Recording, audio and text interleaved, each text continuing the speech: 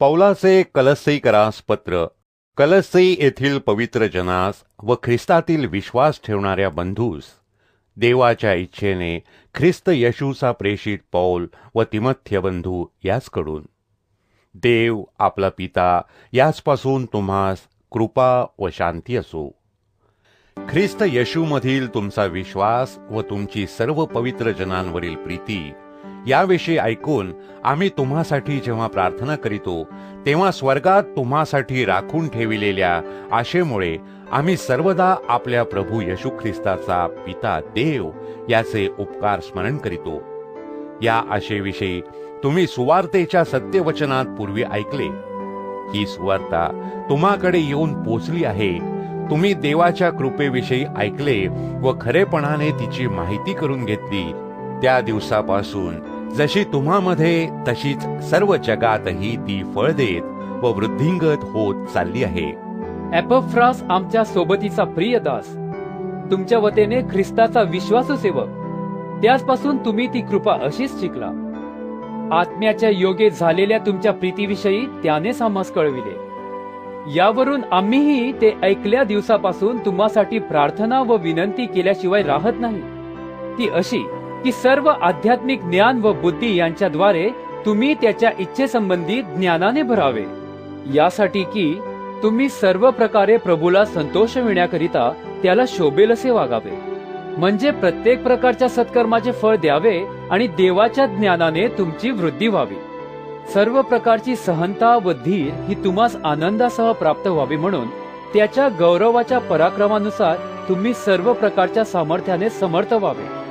आणि ज्याने आपल्याला प्रकाशातील पवित्र जनांच्या वतनाचे विभागी होण्याजोगे केले, त्या पित्याचे उपकार स्मरण करावे. त्याने आपल्याला अंधाराच्या सत्तेतून काढून आपल्या प्रिय पुत्राच्या राज्यात आणून ठेविले. त्या पुत्राच्या ठायी आपल्याला मुक्ती म्हणजे आपल्या पापांची क्षमा प्राप्त झाली आहे. तो अदृश्य देवाची प्रतिमा आहे. तो सर्व उत्पत्ती ज्येष्ठ आहे. कारण आकाशात व पृथ्वीवर असलेले, दृश्य व अदृश्य असलेले, राजे, अधिपती, सत्ताधीश किंवा अधिकारी असलेले, ते सर्व त्याच्यामध्ये उत्पन्न झाले. सर्व त्याच्याद्वारे व त्याच्यासाठी उत्पन्न झाले. तो सर्वांच्या पूर्वीचा आहे व त्याच्यामध्ये सर्व समाविष्ट होतात. तोच शरीराचे म्हणजे मंडळीचे मस्तक आहे. तो आधी मृतातून प्रथम जन्मलेला आहे, अशासाठी की सर्वांमध्ये त्याला प्राधान्य मिळावे.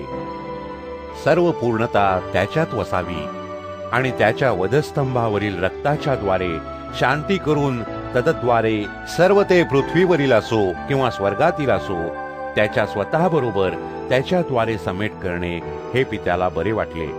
तुम्ही जे पूर्वी दुष्कर्मे करीत मनाने परके व वैरी होता, त्या तुमच्या आता त्याने स्वतःच्या मांसमय शरीरात मरणाच्या द्वारे समेट केला आहे, यासाठी की त्याने तुम्हास पवित्र, निष्कलंक व निर्दोष असे आपणासमोर उभे करावे. जर तुम्ही विश्वासात स्थिरावलेले व अढळ राहता आणि जी सुवार्ता तुम्ही ऐकली, आकाशाखालच्या सर्व सृष्टीत जिची घोषणा झाली व जिचा मी पौल सेवक झालो आहे, तिच्या आशेपासून तुम्ही ढळला नाही, तर हे होईल. तुम्हासाठी जी मी दुःखे त्यामध्ये मी आनंद करतो आणि ख्रिस्ताच्या क्लेशातले जे उरले आहे ते मी आपल्या देहाने, त्याचे शरीर जी मंडळी तिच्यासाठी भरून काढितो. देवाच्या वचनाची पूर्ण सेवा कराव्यास जो कारभार तुम्हासाठी मला सोपवून दिला, त्याप्रमाणे मी त्या मंडळीचा सेवक झालो. जे कुज युगानुयुग पिढ्यानपिढी गुप्त ठेविले होते, परंतु आता त्याच्या पवित्र जनास प्रकट झाले, ते वचन आहे. राष्ट्रात त्या कुजाच्या गौरवाची संपत्ती काय आहे हे त्यास कळविणे देवाला बरे वाटले. गौरवाची आशा असा जो ख्रिस्त तुम्हामध्ये आहे, तोच ते गुज आहे. आम्ही त्याची घोषणा करीतो. सर्व प्रकारच्या ज्ञानाने प्रत्येक मनुष्याला बोध करीतो व प्रत्येक मनुष्याला शिकवितो, अशासाठी की प्रत्येक मनुष्याला ख्रिस्तामध्ये पूर्ण असे उभे करावे. याकरिता त्याची जी शक्ती माझ्या ठाई जोराने कार्य चालविते, तिच्या मानाने मी झटून श्रम करीतो. तुम्हासाठी, लाउदिकियातल्या लोकांसाठी व ज्या इतरांनी माझे तोंड प्रत्यक्ष पाहिले नाही त्या सर्वांसाठी मला केवढा प्रयास पडत आहे हे तुम्ही समजून घ्यावे अशी माझी इच्छा आहे. तो प्रयास यासाठी की त्यांच्या मनास समाधान व्हावे, प्रेमाने त्यांनी एकमेकांशी बांधले जावे, ज्ञानाची पूर्ण खात्री ही संपत्ती त्यांना विपुल मिळावी व देवाचे गुज म्हणजे ख्रिस्त याचे ज्ञान त्या समजून यावे. त्या ख्रिस्तामध्ये ज्ञानाचे व बुद्धीचे सर्व गुप्त निधी आहे. लाघवी भाषणाने कोणी तुम्हास भुलवू नये म्हणून हे सांगतो. कारण जरी मी देहाने दूर आहे तरी आत्म्याने तुम्हा जवळ आहे आणि तुमची सुव्यवस्था व ख्रिस्तावरील तुमच्या विश्वासाचा स्थिरपणा पाहत असून आनंद करीत आहे. तर ख्रिस्त येशू जो प्रभू याला जसे तुम्ही स्वीकारिले तसे त्यामध्ये चाला, त्यामध्ये मुळावलेले, रचिले गेलेले, तुम्हा शिकविल्याप्रमाणे विश्वासात बळावत जाणारे आणि फार ईशोपकार स्मरण करणारे असे व्हा. ख्रिस्ताप्रमाणे नव्हे तर मनुष्यांच्या संप्रदायाप्रमाणे, जगाच्या प्राथमिक शिक्षणाप्रमाणे असलेले ज्ञान व पोकळ भूलथापा यांनी तुम्हास कोणी हिरावून घेऊन जाऊ नये म्हणून जपा. कारण ख्रिस्ताच्या ठाईच देवपणाची सर्व पूर्णता मूर्तिमान वसते आणि जो सर्व सत्तेचे व अधिकाराचे मस्तक त्यामध्ये तुम्ही पूर्ण केलेले आहात. त्यामध्ये तुमची देह स्वभावरूप शरीर काढून टाकल्याने जी ख्रिस्ताची सुंता म्हणजे हाताने न केलेली सुंता ती झाली आहे. तुमचा बाप्तिस्मा झाला तेव्हा तुम्ही त्याचबरोबर पुरले गेला आणि ज्याने त्याला मेलेल्यातून उठविले त्या देवाच्या कृतीवरील विश्वासाच्या द्वारे त्याचबरोबर उठविलेही गेला. जे तुम्ही आपल्या अपराधांनी व देह स्वभावाच्या बेसुंतीपणाने मेलेले होता त्या तुम्हास त्याने त्याचबरोबर जिवंत केले. त्याने आपल्या सर्व अपराधांची क्षमा केली. आपल्या विरुद्ध असलेला जो विधींचा दस्तऐवज आपल्याला प्रतिकूल होता तो त्याने खोडला व वधस्तंभाला खिळून रद्द केला. त्याने सत्ताधीशास व अधिकाऱ्यास नाडून त्याच विरुद्ध वधस्तंभावर जयोत्सव करून त्यांचे उघड उघड प्रदर्शन केले. तर मग खाण्याविषयी किंवा पिण्याविषयी तसेच सण, अमावास्या किंवा शब्बात याविषयी कोणी तुमचा न्यायनिवाडा करू नये. ह्या बाबी भावी गोष्टींचे प्रतिबिंब आहेत. शरीर तर ख्रिस्ताचे आहे. आपण ज्या गोष्टी पाहिल्या आहेत त्यावर टेकून जो देहबुद्धीने व्यर्थ फुकतो असा कोणी नम्रता व देवदूतांची सेवा यांच्या योगाने तुम्ही आपल्या बक्षिसास मुकाल. असे तुम्हास न फसवो. तो मस्तकाला धरून राहत नाही, त्या मस्तकापासून सर्व शरीराला संधी व बंधने यांच्या योगे पुरवठा होऊन व ते दृढ जडले जाऊन त्याची ईश्वरी वृद्धी होते. तुम्ही जगाच्या प्राथमिक शिक्षणास ख्रिस्ताबरोबर मेला आहात, तर जगाला जिवंत असल्यासारखे विधी का मानिता?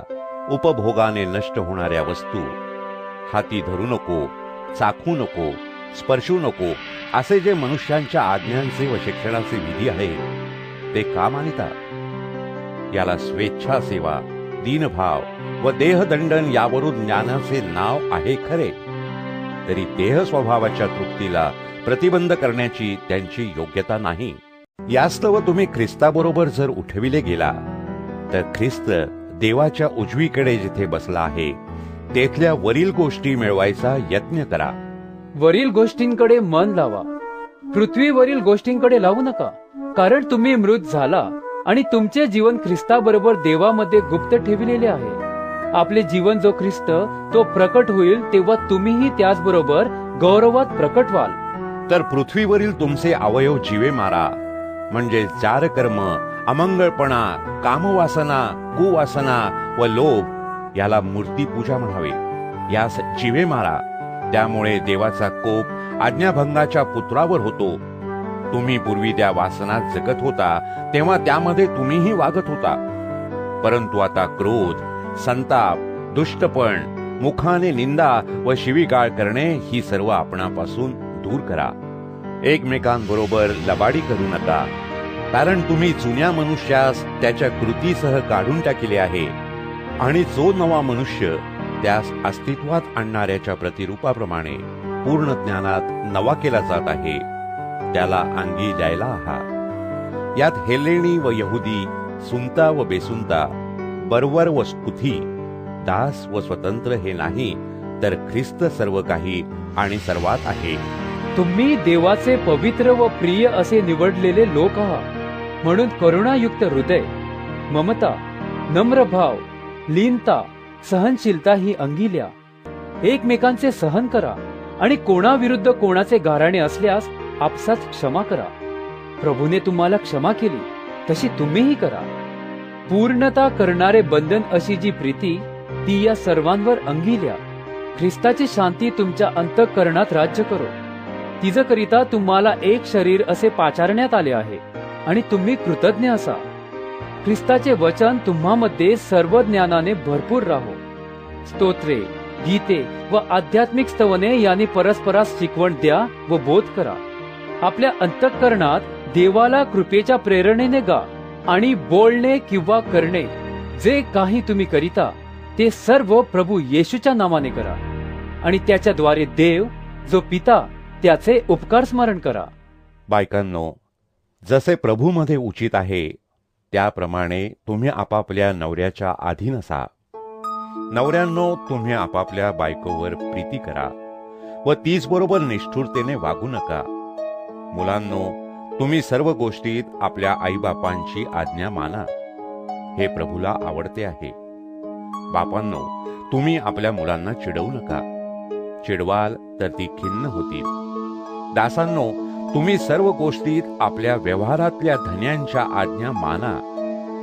मनुष्यास संतोषविणाऱ्या नोकरांसारखे तोंड देखल्या चाकरीने नका, तर सालस मनाने प्रभूची भीती बाळगून त्याला माना. आणि जे काही तुम्ही करता ते मनुष्यांसाठी म्हणून नका, तर प्रभूसाठी म्हणून जीवे भावे करा. प्रभूपासून वतनरूप प्रतिफळ तुम्हास मिळेल हे तुम्हास माहीत आहे. प्रभू ख्रिस्त याची चाकरी करा. अन्याय करणाऱ्याने केलेला अन्याय त्याचकडे परत येईल, पक्षपात होणार नाही.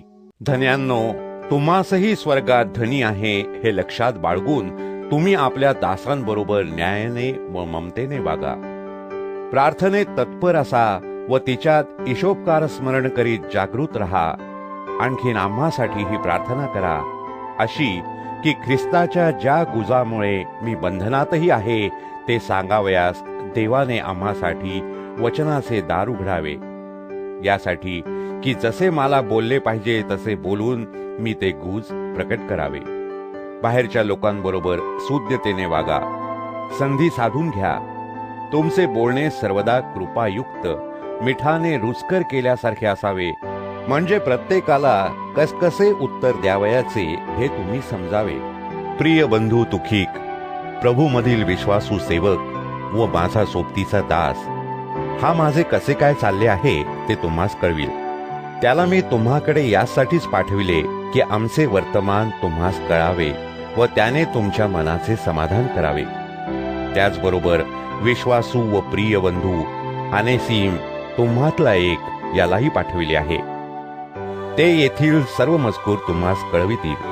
माझा सोबती बंदिवान अरिस्तार्ख तुम्हास सलाम सांगतो आणि बर्नबाचा बंधू मार्क हाही सलाम सांगतो. त्याचविषयी तुम्हास आज्ञा मिळाल्या आहेत. तो तुम्हाकडे आला तर त्याचा स्वीकार करा. युस्त नावाचा येशू सलाम सांगतो. हे सुनतेचे बंधू आहेत.